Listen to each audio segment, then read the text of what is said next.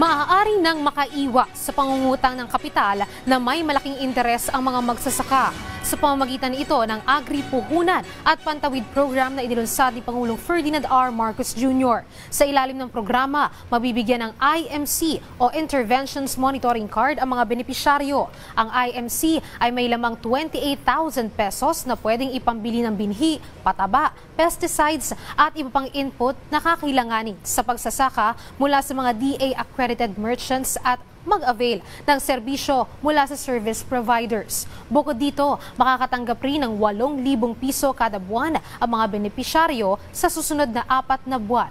Ayon sa Pangulo, hakbang ito ng gobyerno para kilalanin ang mga magsasaka sa kanilang papel sa food security ng bansa. Kayo ang bumubuhay sa ating bayan. Sa inyo nagmumula ang ating kasaganahan. Sa inyong mga kamay, nakasalalay ang seguridad ng pagkain ng ating bansa. Nararapat lamang na gunitain natin at kilalanin natin ang inyong kabayanihan at bigyan pugay ang inyong walang kapantay na kahusayan at kasipagan.